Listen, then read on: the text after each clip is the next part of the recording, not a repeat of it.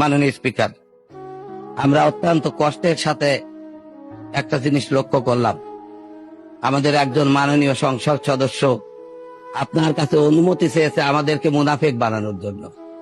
মুনাফেক শব্দ ব্যবহার করার অনুমতি চেয়েছে, আপনি অনুমতি দেন নাই মাননীয় স্পিকার, এজন্য আপনাকে ধন্যবাদ। কিন্তু আপনাকে আমি স্মরণ করিয়ে দিতে চাই, 91 সালে মাত্র 18 জন সংসদ সদস্য নিয়ে জামাতে ইসলামী তাদেরকে নিঃস্বার্থভাবে সরকার গঠন করার সুযোগ করে দিয়েছিল।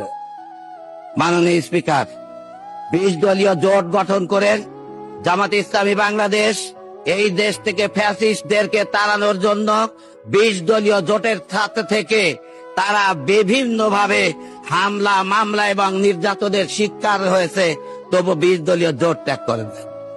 মাননীয় স্পিকার, ফ্যাসিস্টদের চরম চাপের মুখে 20 দলীয় জোট ত্যাগ না করে সীসা ঢালা প্রাচীরের মতো আমরা থেকে এই দেশ থেকে ফ্যাসিস্টদের তাড়ানোর সকল আন্দোলনে, সকল সংগ্রামে আমরা জেল খেটে, আমরা হাজত খেটে 20 দলীয় জোটে শরিক ছিলাম। মাননীয় স্পিকার, কিন্তু দুঃখ হয় যখন ওনারা আমাদেরকে মুনাফেক বলতে চান। আমাদের নেতৃবৃন্দকে ফাঁসি দিয়ে হত্যা করা হয়েছে। আমার মনে হয় যদি আমরা 20 দলীয় জোটে না থাকতাম, আমার নেতাদেরকে ফাঁসি দেওয়া হতো না। জামাতে ইসলামীকে নিষিদ্ধ ঘোষণা করা হয়েছে। যদি আমরা 20 দলীয় জোটে না থাকতাম, মাননীয় স্পিকার, জামাতে ইসলামী বাংলাদেশ থেকে নিষিদ্ধ হতো না। আমাদেরকে আমাদের দলীয় প্রতীককে কেড়ে নেওয়া হয়েছে।